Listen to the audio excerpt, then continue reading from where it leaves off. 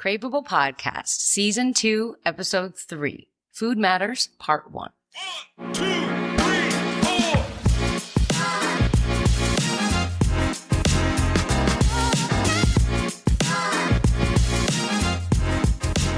Hello, and welcome to the Craveable Podcast, where real matters.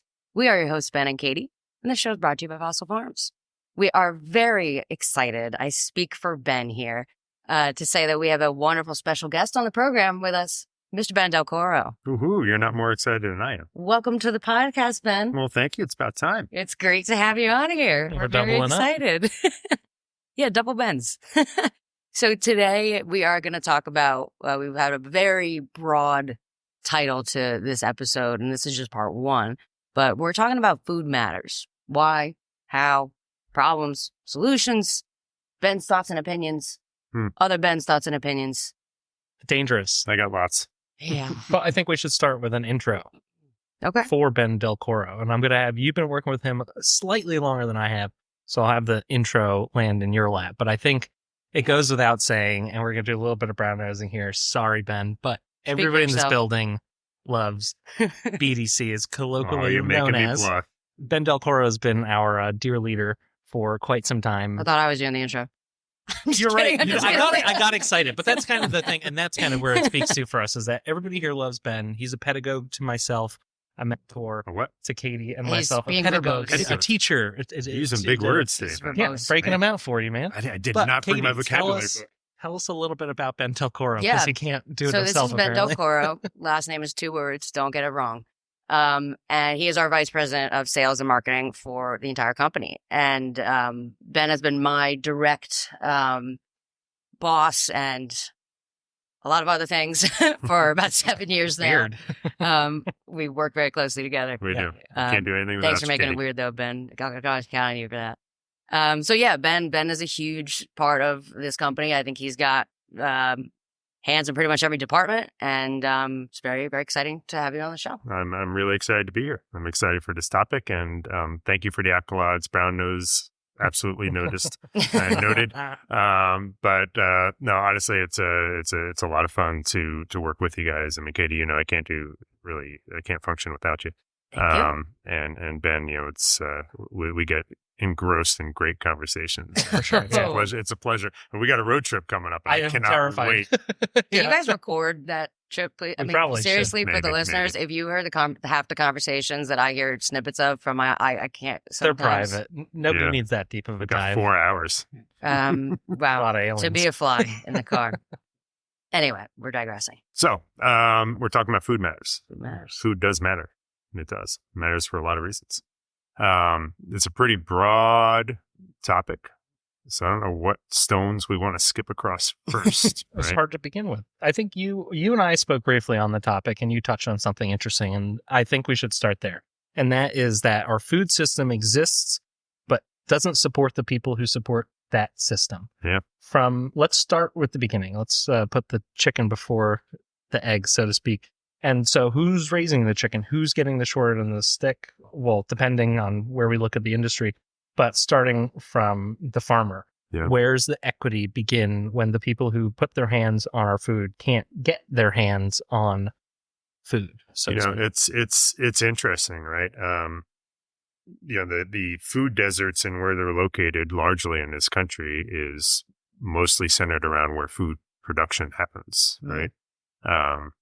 Which is wild to think of. And a lot of that's because of the consolidation of the supply chains and warehousing and processing and distribution. And obviously distribution is going to go to where the populations are. And where the populations are is not where the food is produced. So, there's a vast gap in equity from where the food is produced to where it's consumed and or sold. And, we, on a lot of levels, we need to really put that under a microscope, and we need to examine that and understand that and try to change that tide. I mean, I've been fortunate to travel a bit, and I've seen different systems in different parts of the world, and largely the U.S.'s system is just not set up for success, right? It's set up to service greater population centers, which is important. I mean, we got to feed the population. But the models in like Europe and Africa, where it's like daily shopping in a local market, and every single town's got a market, and it's not about buying in excess; it's about buying fresh and local, and understanding that, right? Understanding the value there, and putting that value right back into the supply chain to the producers. I think is critically important, and really the only sustainable model that exists. Now, I want to ask you a question just for our viewers and listeners. It's pretty self-explanatory, I think, but what is a food desert?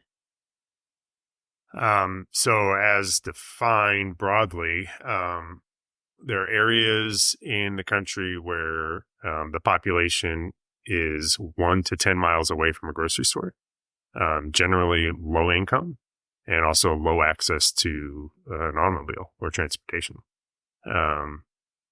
And these are rural areas. Not always; they can be urban areas in cities and or towns that have just kind of like died, right? I mean, there's plenty of cities and towns across the United States that are dying or have died, and there's still populations there. But grocery stores just don't. They're not going to move in to support a shrinking population, right? And this is part of the challenge that the world deals with. Is the attraction of cities is where wealth is concentrated. It's where jobs are concentrated, and because there aren't jobs in the rural areas, people are moving to cities. But grocery stores and markets, they're just not going to invest into a low population center because it's not financially viable. Mm-hmm. Makes sense. You were going to say something?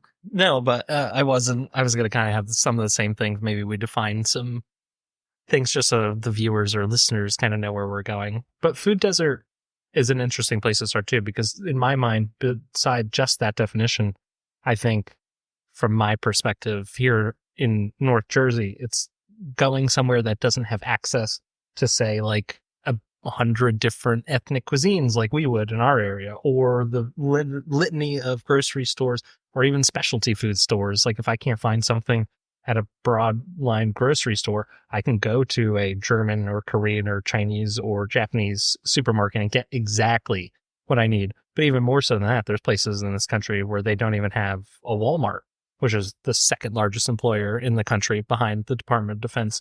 They have a Dollar General that moves into their food desert that's willing to service a very, very small population because their profit margins are so great on really terrible items. So it's crazy to me that people not only do get stuck in a food desert, but it's worse that what you do have access to isn't good for you. You have no variety. I mean, it's in that sense, in the variety sense, I think that makes me very sad. Well, It's a slice of life. but you have to realize there's 45 million people in this country that are food insecure. Yeah. Right. And I mean, that's a staggering number in a nation that's supposedly as great as the United States. How can 45 million people not have access to food, not know what they're going to eat tonight?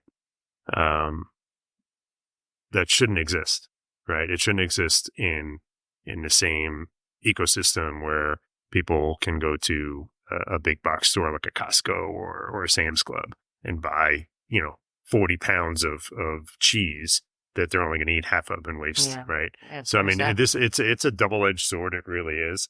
The reality is that if we want to see the change in the food systems, if we want to have a more equitable system in the United States or around the world, but we'll just focus on the U.S., we need to be willing to invest into the farmers, right? They can't be the low man on a totem pole. They should be pushed up to the top.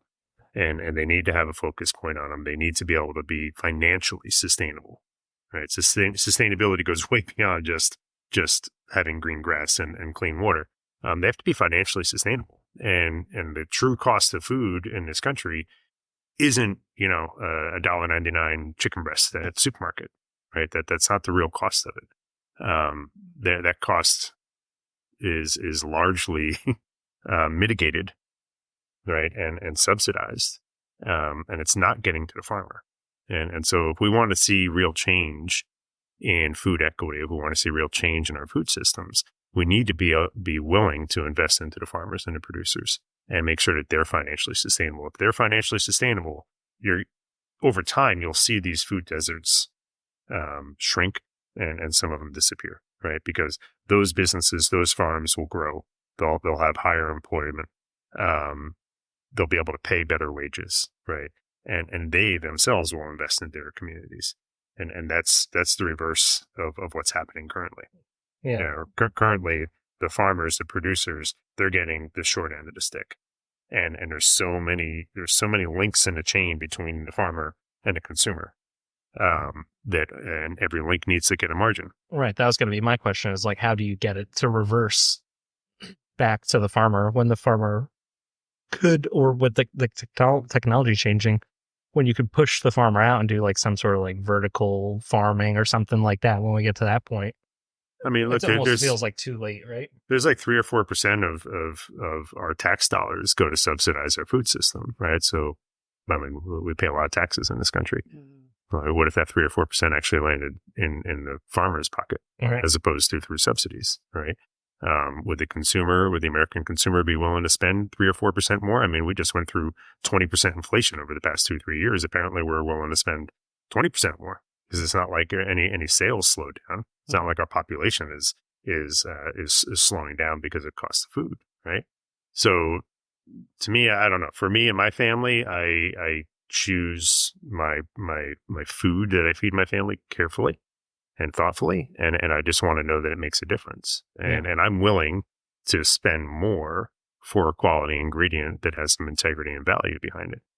And I feel like, sorry to cut you off, but I feel like, you know, a huge part of the problem is these people that you're discussing that are food insecure, who, even if they want to, can't afford to spend additional money on the products that they want to feed their family. I mean, that's so many people in this country, and that's a huge problem too, is you can only do so much if you're just trying to figure out how to get your next meal on the table, you know, let alone buy the best product. And it's not even a poverty thing. It's also an access thing, right? If they don't have a grocery store, so then what options do they have? They have a gas station, literally. Yeah. They have a convenience store, literally, where there aren't a lot of, if any, healthy options for them, right?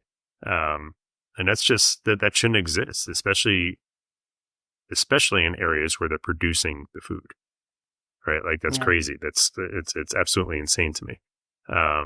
But poverty and food insecurity is a serious issue. Something like 13% of the country is food insecure. It's insane. 13% of this country is food insecure. Crazy. It is crazy. It's nuts. And right? it's in inner cities and out in the country too, which is so crazy. So there's a break on both ends of the chain. And there's some recent investments that are happening on a state level.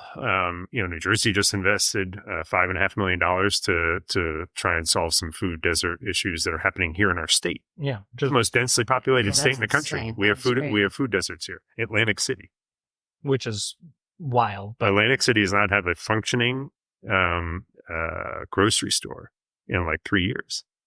That doesn't make any wild, sense. right? So these people that are working and living down there don't have a grocery store. So how far? And I don't know if you've driven on Atlantic City. Once you're outside of Atlantic City, it's a bit of a drive to get anywhere. Yeah. Right. So where are these people? Where are they getting their groceries? How are they feeding their families? You know. And this is in a tourist destination on the East Coast of the United States. So, right now the U.S. has 6,500 identified food deserts. 6,500 identified food deserts, right? And the reality is that the corporate mindset of profits does not solve the problem of feeding our population, right? That coupled with the waste of food that happens when you're buying in bulk or buying in excess or just buying because it looks pretty on the shelf. We're going about solving food insecurity completely wrong by throwing money at it, right? Throwing money at trying to figure out a way to get a grocery store to be able to survive in a low income neighborhood is not the solution, right? The solution is really like Atlantic City might be a different one because that's an urban setting.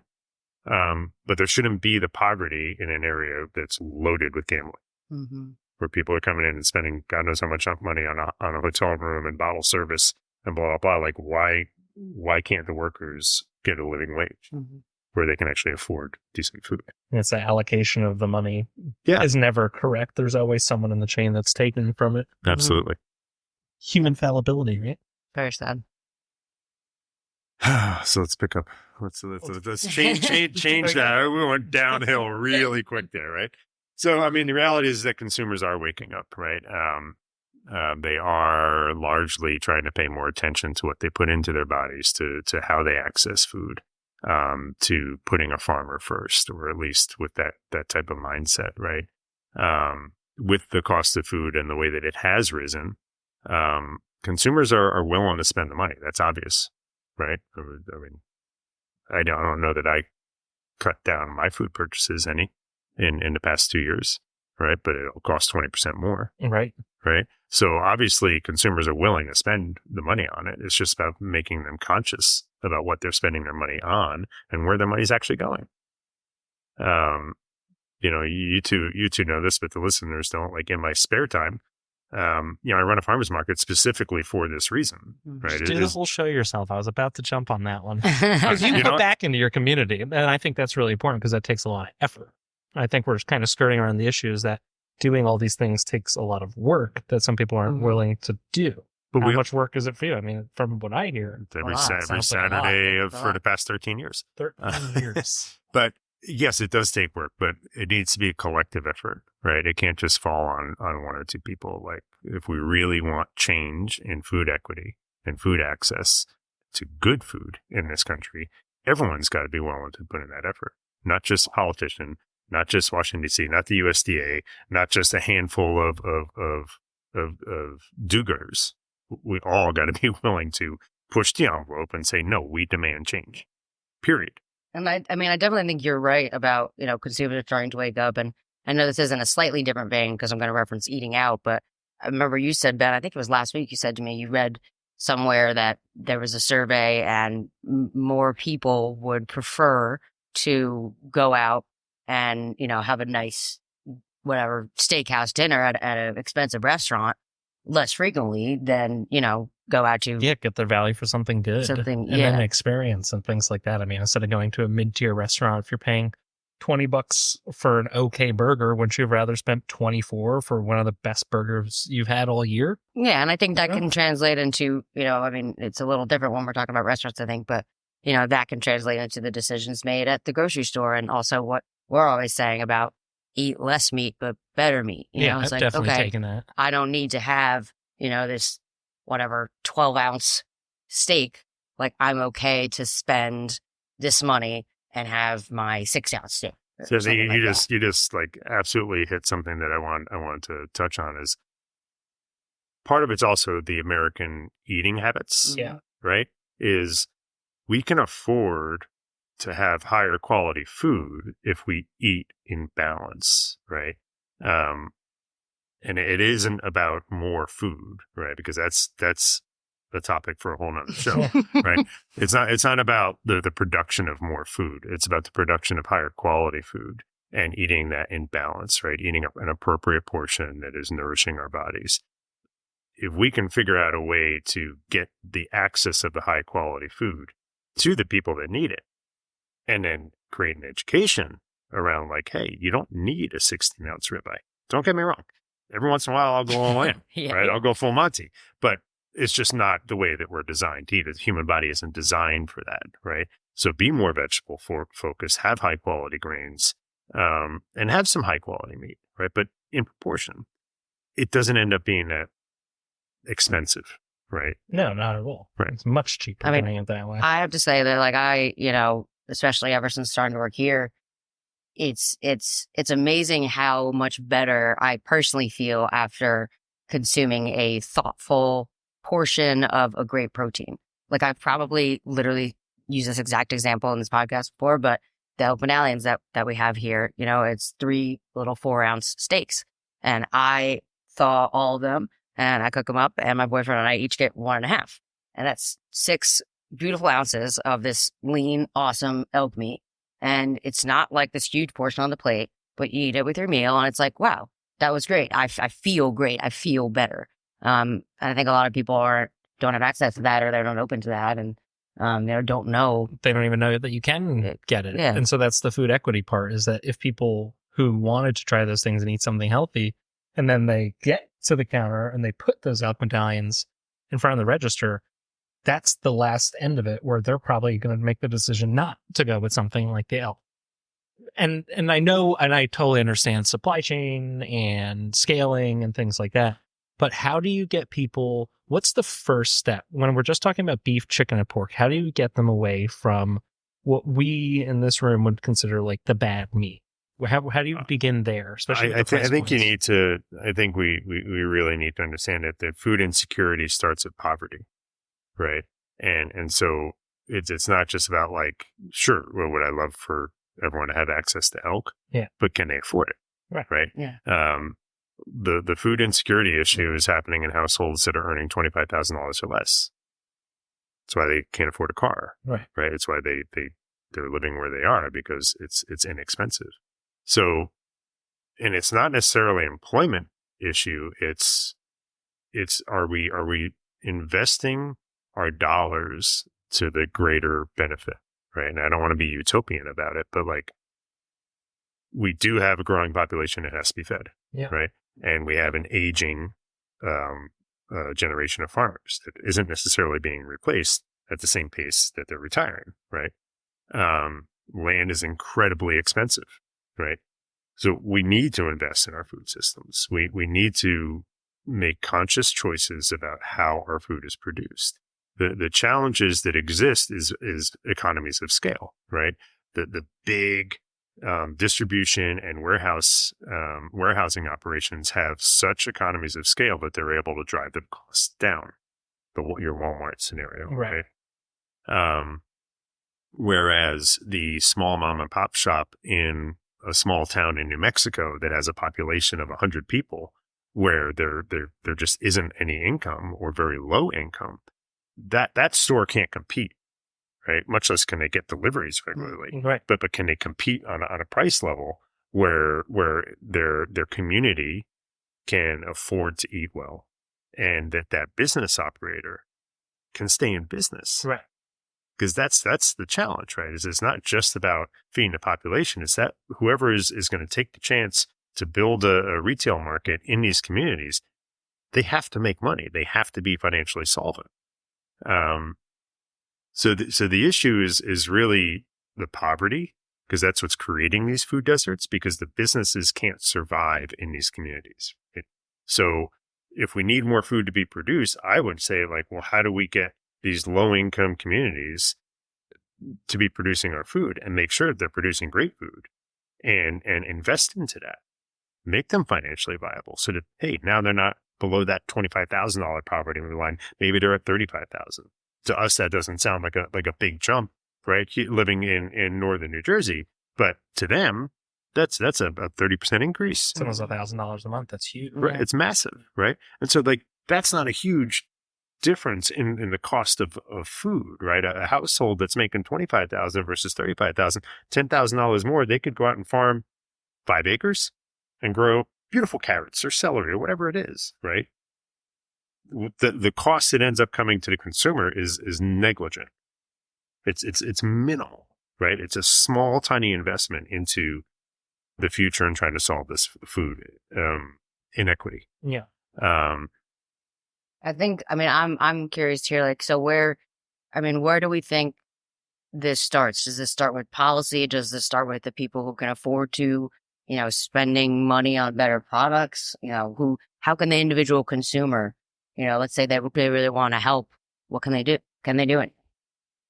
In your opinion? We're not doctors on this show. I'm going to bring us so far low, and then I'll try to bring us back. The reality is that the system is not set up to support that ideology. Right. Mm-hmm. That's the reality, right? The reality is that the likelihood of getting the buy-in from, or giving the consumers the opportunity to buy into that, doesn't really exist, right? So it starts with people just making conscious choices. Every little choice they make makes a difference, right? So are they going to buy the store label brand, whatever, right? Tomatoes, or are they going to wait until tomatoes are in season and go and buy it from a local farm, right? Because that little choice makes a massive difference. Because the more tomatoes we buy in February, we're supporting a system that isn't getting directly to a farmer, right? I'm not saying we can't eat tomatoes in February, but like eat in season, right? In season right now are carrots and root vegetables. Like those are healthy and nutritious items, right? You can get those locally. Maybe we shouldn't be eating tomatoes in February. I don't know. I don't. I like white centered tomatoes with no flavor. Yeah. I don't know Well, about I mean, you guys. to each their own, Ben. Yeah, To it's each crazy. their own. I mean, the heirloom tomatoes that come through Jersey in the summertime, like I don't even bother with tomatoes out of season. Right. And I mean, we're obviously a bit biased in this room. Like this is kind of like our lifestyle because of, a million and one reasons. But at the same time, I think to your point, if people had an opportunity to try these things and see what it's like, they would get the change. They would want to make the switch. But then again, to your point, they need a little bit of more money for the equity But it starts to on be able to. it make starts those on the switches. consumer end. Yeah, and Right. I mean, I vote with my wallet all the time. Right. I'm a big proponent of that, so I couldn't agree Yeah, more. it starts on the consumer end, like the consumers like us, right? Or people that aren't at that in the food deserts. If they make the conscious choices to start eating seasonally, locally, investing into local economies, that puts less pressure and demand on these giant food systems that are broken, right? And it puts less emphasis on this consolidation mindset of like, okay, like that farmer that grew the tomato in Mexico, they're getting pennies and somehow it's cheaper for them to grow it in Mexico, put it on a truck, ship it all the way to New York, put it in a warehouse, redistribute it around to a bunch of stores. Somehow that's cheaper than investing locally with your local farm, right? By making those conscious choices, we can take less demand, place less demand on those systems. When that happens, the systems start to change. If there's less demand, they're not going to be able to grow as much. Why? Because they're not going to grow with the rot. Yeah. Right. And that's how change happens. But it starts at the consumer level, especially in food. And so I guess my plea to all the listeners would be like, pay attention to what you're buying. Like really think about what your dollar is going to support. And I understand convenience is a big thing, but like the how you choose to spend $1 on your food has a massive trickle effect and domino effect in the way our systems are set up in this country. And I think a really difficult thing is, I mean, it's like this way with so much, like with the care for our planet or lack thereof, so many people think, oh, well, it's just me, it's just my one decision won't change anything. And that it's that exact mentality that, makes this such a difficult issue. People like with recycling and whatever, these little things you can do Voting to take care of the planet, people are going just like, well, I'm not gonna change the world, and same with a lot of the money we spend on food. But I think there's solutions in place that we're going to get into in the second half of this episode. Guys, we have Ben, a wrap up by Ben. First Look and at him. last. Hold on the plug there, huh? Time. We're going to record this one session so you guys won't feel any kind of way after the break, but stay tuned for part 2 of Food Matters with your hosts, Katie and Ben.